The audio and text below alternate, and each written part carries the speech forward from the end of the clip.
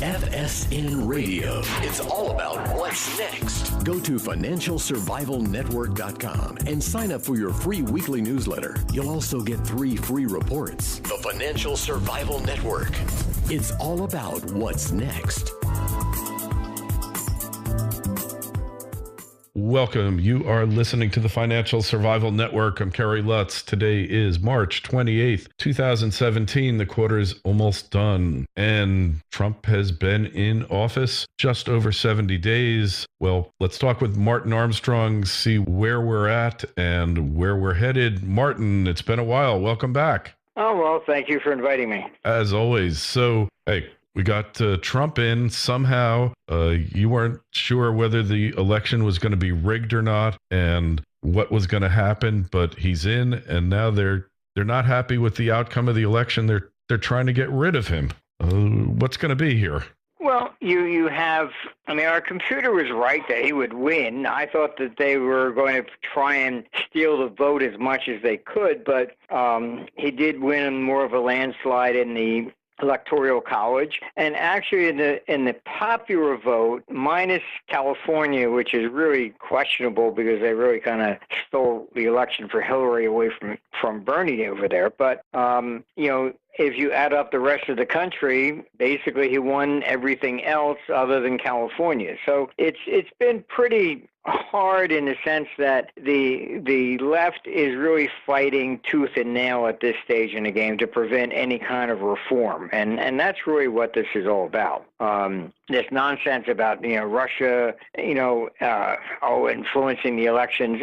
It's interesting how they just keep the nonsense going. Let's assume, Putin go ahead, and he did, get all the DNC files, and he released them. Okay. Nobody has come out and said that any of the information that came out from that, Podesta emails, et cetera, was altered or fake.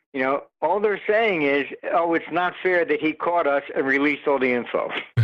But they're twisting it in making people think that he actually somehow changed the vote. And our computer is basically showing that Trump was going to win anyhow. And it was the same thing with Brit exit. It's, our computer there forecast that would work as well. And I came out and I warned that, okay, fine. If you get a significant majority beyond what they can manipulate, then it should go through. And they did. The Scottish election it was much closer. So they were basically, and they got caught on throwing all kinds of stuff out. But Brussels itself sent people over to count the Scottish votes, which really made sense, But we're really looking at a global issue. And that's most of the problem, because the U.S. press, I agree, it really is fake, and it's pretty bad. People don't realize how it actually functions.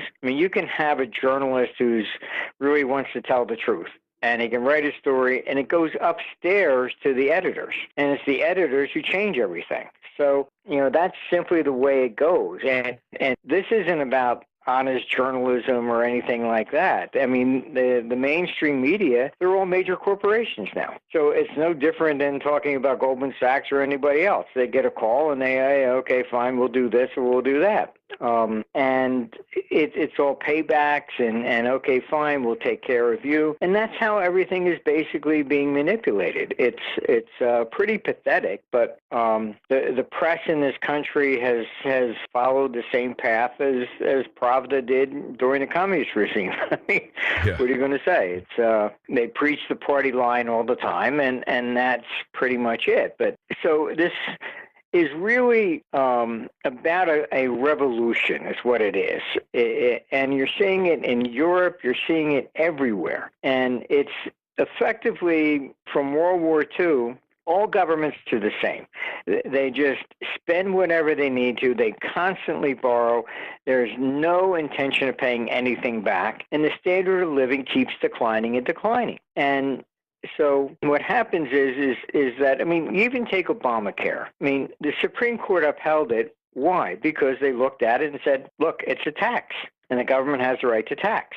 And it really is. That's all it is. And instead of covering the people who could not supposedly get insurance, Obamacare just simply passed this law and forced the youth to buy insurance. Otherwise, they're going to have to pay fines.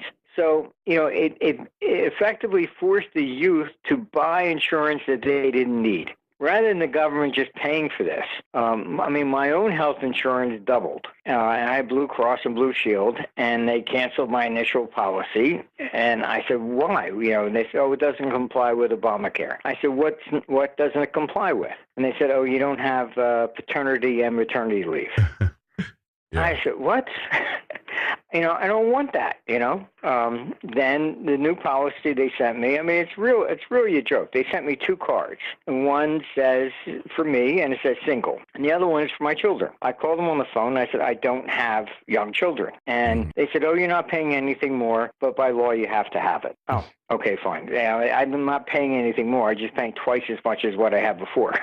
Yeah. But so it really is just a tax, and it's the same thing as Social Security. He decided to impose effectively a Obamacare tax on the youth to pay for the older generation, which is the same scheme as Social Security. And the problem is that the Democrats or the Clintons, when they were in power, they're the ones that made student loans non-dischargeable bankruptcy. I remember. To help the bankers. The bankers said, you want us to lend money, to these kids, but they have no collateral. You got to eliminate their right to go bankrupt. So they did. But then the bankers, what did they do? They get the parents to co-sign still. Mm-hmm. So now they have the parents' house, and the parents can't declare bankruptcy either. So it's very clever. But they're putting all this burden on the youth, and they have student loans. And Forbes magazine came out and said over 60% of the people cannot find a job in what they have a degree in. Now you put on all this Obamacare. You're wondering why now the average age of kids still living with parents is into the 30s now. Scary. I was out of the house by the time I was 17, Same here. What are we doing to the youth? How are they going to get out of all this stuff? In Europe, you're seeing the same problem. The unemployment among the youth is 60%. Mm-hmm. This is dangerous stuff, because this is eventually bubbles up, and this is what revolution comes from. So it's, I don't know, they just, the press keeps, the poor people that can't get insurance. Look, I would absolutely take Obamacare, throw the whole thing out. Anybody that can't get insurance, they should be on Medicaid. Yeah. And I would order basically everybody else's insurance must be restored to what it was before. Mm-hmm. Get the burden away from the youth. This is the generation that's coming up, and they're saddled with more debt than any other generation in history. So I don't, economically, it's brain dead. And you have these people that keep talking about wonderful ideas and protesting, and they don't understand what they're even protesting about. That's the problem, isn't it? They really don't know what they're protesting about. They don't. They call, Trump a racist. Why? Because you got a Muslim ban. Well, Muslim is not race, okay? It's a religion. Yeah. I have Muslim people working in our company. What's the problem? We have Muslims that are from Switzerland and Ireland. They fly over here for meetings, no problem coming in. They're not from those 6 countries. That's all. Mm-hmm. But they twist it into making it's a racist ban or Muslim ban. It's not. It's just basically looking at the 6 countries where terrorism does come from. And it wasn't a permanent ban. It was just saying that they should be checked out more. Yeah. But everything is just really distorted dramatically, and that's the problem. We can't reach any kind of a commonality here, and I think this is part of what our computer's been forecasting, and the peak in government was 2015.75, which was October 1st. And you got the first rate hike in December. Everything's been downhill absolutely from there on. And every other political election, okay, fine, you didn't like Obama, or Carter, or vice versa, or Bush, or whatever. People didn't go out and start burning cars and protesting for months and months and months. I mean, you got on with your life. That was it. Mm-hmm. This one is just not going that way, and they're deliberately trying to prevent any kind of changes, and it's not going to work because, I mean, honestly, you get rid of Trump and you're just going to end up really in a bloody civil war. Yeah. And civil wars always come from class wars. I mean, that's how they all begin, going after, the Jews in Germany. It started out class war. Oh, it's the Jewish bankers. Then they moved to, well, it's the Jewish businessmen. Then eventually it goes, oh, hell with it, it's all of them. But it begins always as some sort of a class dispute. And throughout history, it's always that way. Everything you look at, it's always a class issue, and it's rich against poor, and that's always been exploited. And that's where all the violence historically comes from. Revolutions in Russia, the same thing, China. So I don't know. We just seem to be in a situation where politicians are flirting with the most dangerous thing historically that anybody can do. Mm-hmm. And that's I would say, the biggest risk we have going forward in time. But our computer is projecting that basically this is kind of like the end of the Western culture, per se, and the financial capital of the world will leave the United States and go to China, but probably around 2032. The same way that we took it from Britain in 1914, and then it moves around the world globally. And it's never stayed in one place. So Spain had it, and it moved from Spain, went up to Britain, and so this is where it goes, and unfortunately, but I mean, it doesn't mean that society is finished. I mean, Britain is still there. Yeah. It's just no longer the financial capital of the world. That's all. Yeah. Yeah, well, it looks like to me the U.S. has been going downhill since the end of World War II, with some exceptions. During the tech boom, during the internet boom, but really the corruption, there just seems to be no limit to the corruption. And what's going to take us out of this tailspin? What's going to happen? Is it a cycle? Usually, I mean, that just leads to revolution. I mean, that's effectively the end result. The corruption is way too high. And you can see, like the media is just part of the whole problem. I mean, you take Hillary, okay, and it's, it was, pay for play. Oh, and the press defended her. No. Clinton Foundation is legitimate. As soon as she lost the election, what happened? All the countries that were donating money to her, like Saudi Arabia, stopped. They cut it off. Yeah. Okay. Like women have to wear burqas over there, and they'll execute you if you're gay. So they're donating money to her for women's rights and gay rights. I mean, it doesn't make sense. Not at all. They're basically, buying influence. That's all. Mm-hmm. So, but it's not just her. I mean, the whole political system is bad, and Trump is a symptom of trying to reverse it and bring it back. I mean, I don't think he will succeed. I think that, fine, he may lower the taxes, maybe we get that through, but they'll come back. Yeah, they always do. And I mean, I was involved in trying to save Social Security, working on Capitol Hill, going back and forth, and I was trying to help Bill Archer get through the retail sales tax and repeal the income tax. Mm-hmm. And of course, Dick Armey was the head of the Republicans at the time, and he was on the flat tax. I couldn't get the two of them to even sit down and talk, so I was shuttling back and forth between them. And they're both Republicans and both from Texas. Right? Mm-hmm. And I was in Dick's office, and he's got his cowboy boots up and smoking in there like he always did. And he said, Marty, he says, look, I'm going to tell you plainly and simple. He says, I can't support what Bill's doing because you won't repeal constitutionally the income tax. He says, so what will happen? And he says, cycles, when the Democrats come back in, we'll have both. I just looked at him. I said, something, Dick, you're right. And I gave up. So it was just a nice exercise, taught me a lot about Capitol Hill, but you can't get anything done. Mm-hmm. So I don't see, if Trump gets his tax cuts in, that's very nice. But then you're going to have elections coming up in 2018. They can reverse everything again. And that's the problem in the United States. It is, why have big corporations moved offshore? And I testified before the House Ways and Means Committee on this. It's very simple. Would you sign a contract to rent a house that said the landlord can change your rent anytime he wants if he needs money? What's the purpose of signing a lease? All right. You effectively have American companies, and if they're going to build a plant, okay, very nice. They work out a business plan, and that business plan is based upon the current tax rate. Mm-hmm. Now, you change that tax rate, all of a sudden the business plan is no good anymore. So most of the people that have left a lot and sending manufacture out of the country isn't because the wages are so significantly less.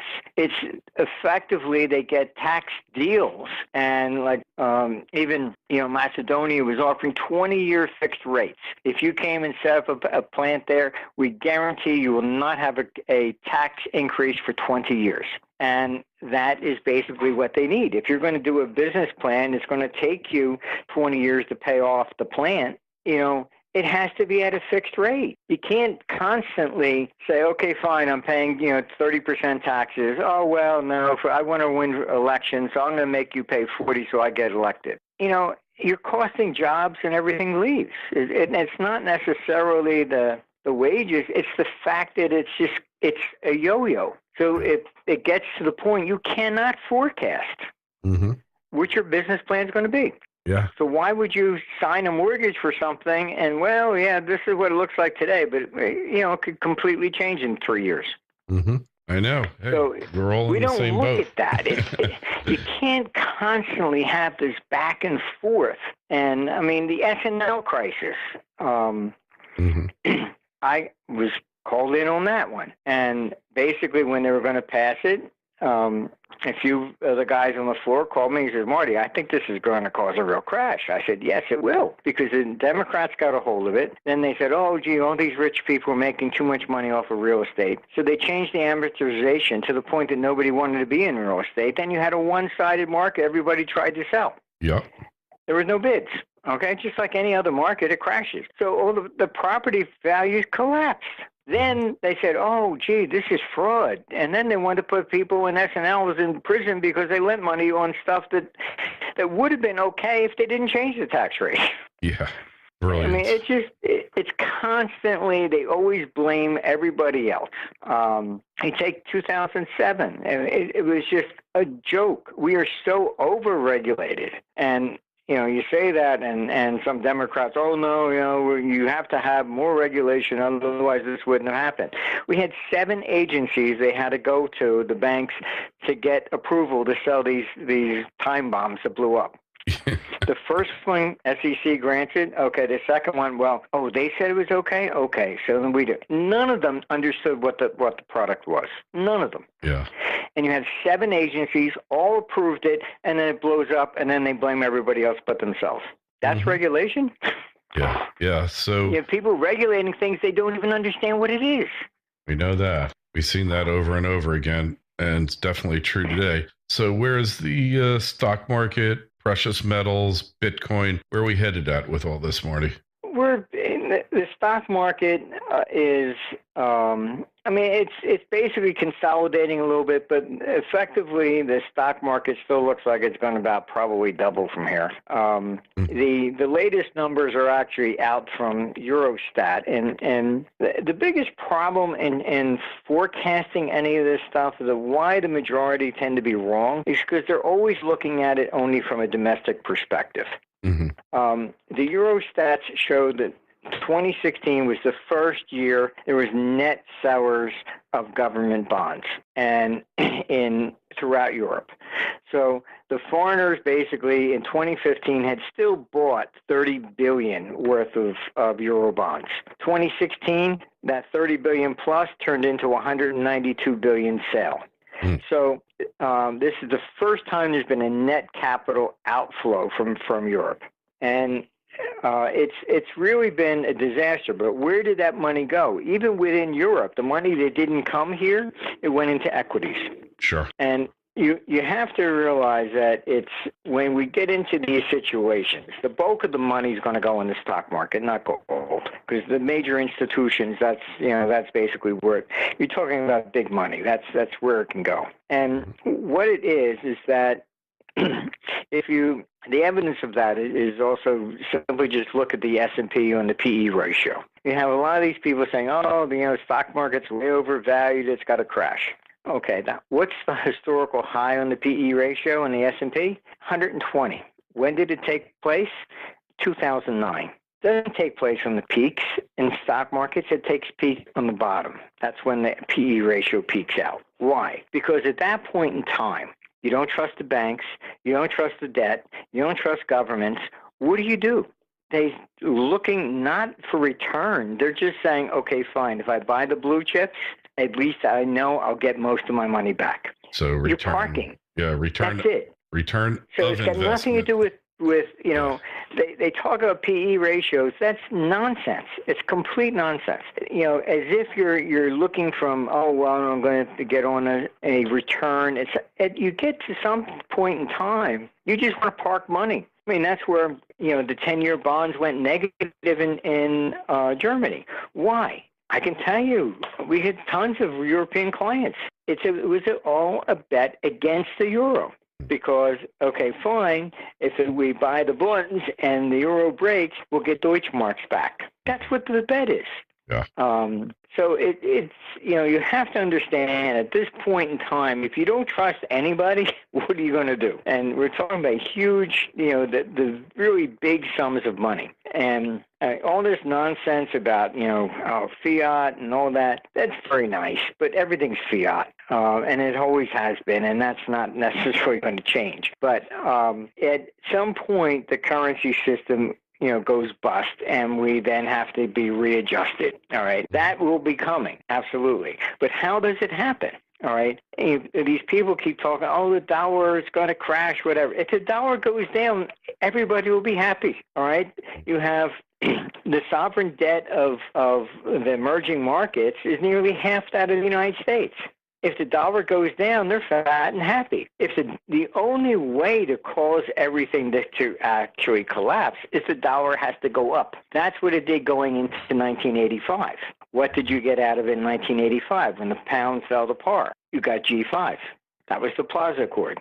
Okay, it's when the dollar goes up is when everybody is upset. The dollar went up into 1931. You had Europe defaulting, China defaulted. That's why Roosevelt confiscated the gold to devalue the dollar. Mm-hmm. If the dollar went down, they wouldn't have needed protectionism, and they wouldn't have confiscated gold. It's only when the dollar goes up. What is Trump trying to do? Trump wants a lower dollar. Why? Because then he'll be able to sell more goods. He's going to be defeated because the dollar goes up. Yeah. Not down. So, I'm not optimistic about Trump's ideas on foreign exchange either. And his view that, China is manipulating its currency, that's a joke. China is going after Bitcoin because Bitcoin was the number one way of getting money out of China. Yeah. They put all kinds of restraints on it now, but they were moving money, out of China through Bitcoin and then converting it to dollars. Uh-huh. So that's why the currency was going down. Trump was wrongly blaming them. They're manipulating their currency down so they can sell us more stuff. No, that was the people trying to get the money out of China. Mm-hmm. So you have to look behind the curtain here a little bit, and but you push the dollar up. Now you're going to get the sovereign debt crisis. You're going to have the emerging markets going bust. You're going to have, a lot of problems even in Europe, et cetera. So the Fed raising interest rates is putting pressure on the ECB. They now have seen the first 2016 has been net capital outflows. If he does not reverse his policy soon, Europe is going to be an absolute basket case. And you're lucky it's holding together right now. They're trying desperately to rig the elections in France because they're afraid if Le Pen wins, that's it. It's good night, Irene. Think she's going to win?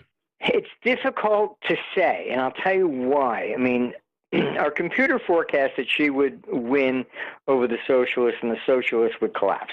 That has happened. Holland's not even running. Now you have Macron basically started his own party in August. Okay, so it's a brand new party. So all the other parties have basically really disintegrated. So he may win if people who would have voted for all the other parties vote for him. Mm-hmm. But on the first round, he's at 24%, she's at 25%. So it's still tight. But, again, if she basically were to win, then the euro would begin immediately to collapse. However, let's say she loses, all right? Brussels is going to sigh, relief and wipe their brow. But effectively, it means that they're going to say, okay, our policies are still all right for now. Yeah, no reform. They won't change anything. And our computer's projecting that 2018, that's it. That's it. I mean, the euro may completely go off the boards by 2020. And the structural design is just a disaster, and they never did it correctly from the start. So, I mean, to put it in American terms, there are no federal bonds, and every bank uses state bonds for reserves. Now, Mississippi goes down. What's the first thing you're going to do? Oh, okay, which bank has the most of Mississippi bonds? It goes into total chaos. So the banking system in Europe is 10 times worse than the United States, maybe even 20, because they basically had to be politically correct, so they had to own a piece of each state. So Greece goes down, or the ratings get killed on the Southern Europe. They lose on the reserves. Mm-hmm. That's why the banking system over there is a complete nightmare. Yeah. So then you have the ECB taking rates negative and trying to punish the banks. So what did they do? I can tell you, I have plenty of clients over there. Very simple. They opened up U.S. branch offices over here. Once they have a branch bank in the United States, what can they do? Now they have to be regulated by the Fed. Yeah. So they sent the money over here. The U.S. branch deposited at the Fed. You have $3 trillion in excess reserves that the Fed pays interest on for no reason. Yeah. I mean, you can't make up this stuff. I mean, it's like the Keystone Cops running everything. So final question, then we'll let you go. Precious metals, gold and silver, they coming out of the long depression here, or more of the same? Soon, but after this year. But what you have to keep in mind is forget all the nonsense of demand and fiat and all that kind of stuff. It means nothing. All right. When does gold go up?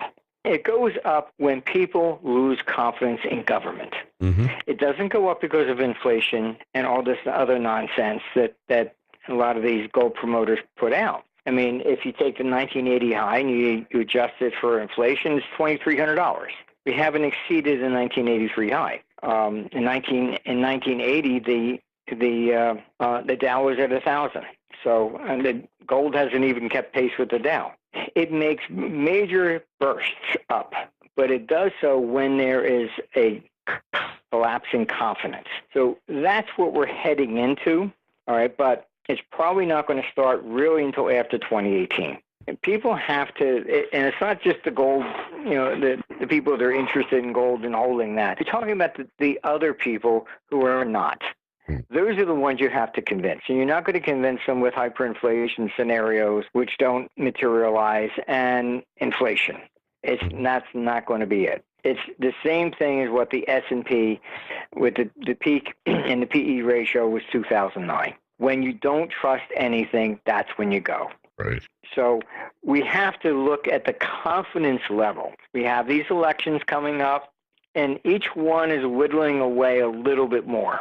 Mm-hmm. You have the German elections coming up in the fall. All right. So it doesn't look like Merkel is going to win. I mean, Schultz might beat her. And so each one of these things is basically contributing to this whole problem. And Trump is just the symptom. He is not the leader of the charge, and he happened to be at the right place at the right time. Yeah, but people are just fed up.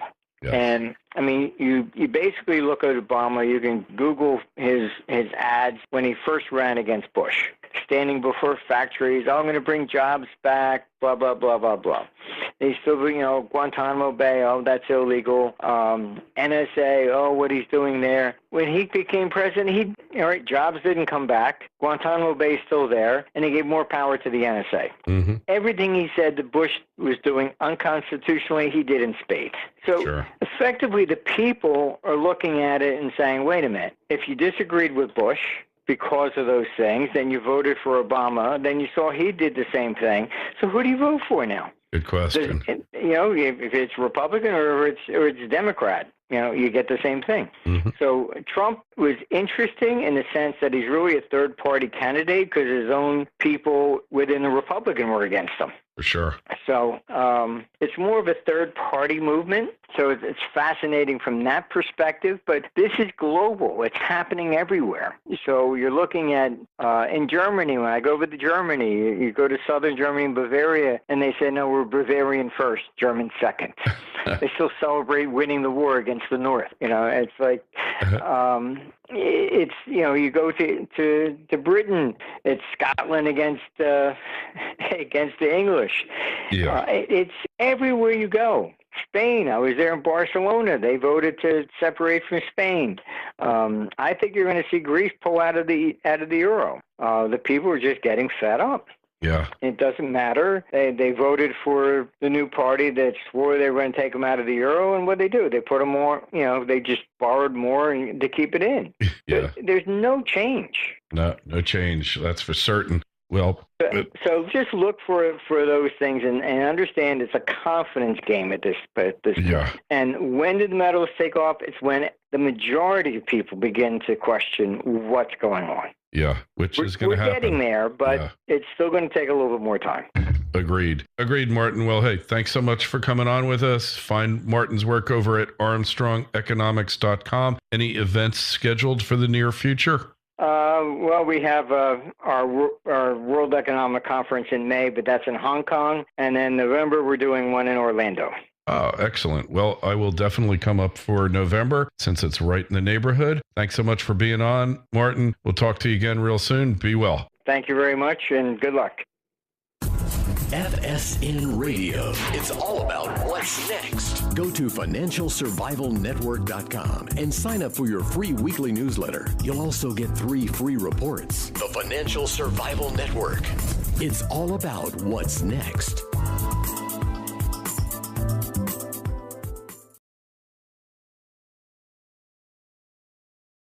At it and said, look, it's a tax, and the government has the right to tax. And it really is. That's all it is. And instead of covering the people who could not supposedly get insurance, Obamacare just simply passed this law and forced the youth to buy insurance. Otherwise, they're going to have to pay fines. So, it effectively forced the youth to buy insurance that they didn't need, rather than the government just paying for this. My own health insurance doubled. And I had Blue Cross and Blue Shield, and they canceled my initial policy. And I said, why? They said, it doesn't comply with Obamacare. I said, what doesn't it comply with? And they said, you don't have paternity and maternity leave. Yeah. I said, what? I don't want that, Then the new policy they sent me, it's really a joke. They sent me 2 cards. And one says for me, and it says single. And the other one is for my children. I called them on the phone, and I said, I don't have young children. And they said, you're not paying anything more, but by law you have to have it. Oh, okay, fine. Yeah, I'm not paying anything more. I'm just paying twice as much as what I had before. Yeah. But so it really is just a tax, and it's the same thing as Social Security. He decided to impose effectively a Obamacare tax on the youth to pay for the older generation, which is the same scheme as Social Security. And the problem is that the Democrats or the Clintons, when they were in power, they're the ones that made student loans non-dischargeable in bankruptcy. I remember. To help the bankers. The bankers said, "Oh, gee, you want us to lend money, to these kids, but they have no collateral. You got to eliminate their right to go bankrupt." So they did. But then the bankers, what did they do? They get the parents to co-sign still. Mm-hmm. So now they have the parents' house, and the parents can't declare bankruptcy either. So it's very clever. I mean, but they're putting all this burden on the youth, and they have student loans. And I mean, Forbes magazine came out and said over 60% of the people cannot find a job and what they have a degree in. Now you put on all this Obamacare. You're wondering why now the average age of kids. FSN Radio. It's all about what's next. Go to financialsurvivalnetwork.com and sign up for your free weekly newsletter. You'll also get 3 free reports. The Financial Survival Network. It's all about what's next. Welcome. You are listening to the Financial Survival Network. I'm Kerry Lutz. Today is March 28th, 2017. The quarter's almost done, and Trump has been in office just over 70 days. Well, let's talk with Martin Armstrong, see where we're at and where we're headed. Martin, it's been a while. Welcome back. Oh, well, thank you for inviting me. As always. So, hey, we got Trump in somehow. You weren't sure whether the election was going to be rigged or not and what was going to happen, but he's in, and now they're not happy with the outcome of the election. They're trying to get rid of him. What's going to be here? Well, you have, our computer was right that he would win. I thought that they were going to try and steal the vote as much as they could, but he did win more of a landslide in the Electoral College, and actually in the popular vote, minus California, which is really questionable because they really kind of stole the election for Hillary away from Bernie over there. But if you add up the rest of the country, basically he won everything else other than California. So it's been pretty hard in the sense that the left is really fighting tooth and nail at this stage in the game to prevent any kind of reform, and that's really what this is all about. This nonsense about Russia influencing the elections. I mean, it's interesting how they just keep the nonsense going. Let's assume, Putin go ahead, and he did, get all the DNC files, and he released them. Okay. Nobody has come out and said that any of the information that came out from that Podesta emails, et cetera, was altered or fake. All they're saying is, it's not fair that he caught us and released all the info. But they're twisting it in making people think that he actually somehow changed the vote. And our computer is basically showing that Trump was going to win anyhow. And it was the same thing with Brit exit. It's, our computer there forecast that would work as well. And I came out and I warned that, okay, fine. If you get a significant majority beyond what they can manipulate, then it should go through. And they did. The Scottish election it was much closer. So they were basically, and they got caught on throwing all kinds of stuff out. But Brussels itself sent people over to count the Scottish votes, which really made sense, But we're really looking at a global issue. And that's most of the problem, because the U.S. press, I agree, it really is fake, and it's pretty bad. People don't realize how it actually functions. You can have a journalist who's really wants to tell the truth, and he can write a story, and it goes upstairs to the editors, and it's the editors who change everything. So, that's simply the way it goes, and this isn't about honest journalism or anything like that. The mainstream media, they're all major corporations now. So it's no different than talking about Goldman Sachs or anybody else. They get a call and they say, okay, fine, we'll do this or we'll do that. And it's all paybacks and okay, fine, we'll take care of you. And that's how everything is basically being manipulated. It's pretty pathetic, but the press in this country has followed the same path as Pravda did during the communist regime. I mean, what are you going to say? It's they preach the party line all the time, and that's pretty much it. But so this is really about a revolution, is what it is. And you're seeing it in Europe, you're seeing it everywhere. And it's effectively, from World War II, all governments do the same. They just spend whatever they need to. They constantly borrow. There's no intention of paying anything back. And the standard of living keeps declining and declining. And so what happens is that, I mean, you even take Obamacare. I mean, the Supreme Court upheld it. Why? Because they looked still living with parents into the 30s now. Scary. I mean, I was out of the house by the time I was 17, you know? Same here. You know, what are we doing to the youth? How are they going to get out of all this stuff? In Europe, you're seeing the same problem. The unemployment among the youth is 60%. I mean, this is dangerous stuff because this is eventually bubbles up, and this is what revolution comes from. So it's, you know, I don't know, you know, they just, the press keeps, oh, you know, the poor people that can't get insurance. Look, I would absolutely take Obamacare, throw the whole thing out. Anybody that can't get insurance, they should be on Medicaid. Yeah. And I would order basically everybody else's insurance must be restored to what it was before. I mean, you know, get the burden away from the youth. I mean, this is the generation that's coming up, and they're saddled with more debt than any other generation in history. So I know, you know, economically, it's brain dead, and you have these people that keep talking about wonderful ideas and protesting, and they don't understand what they're even protesting about.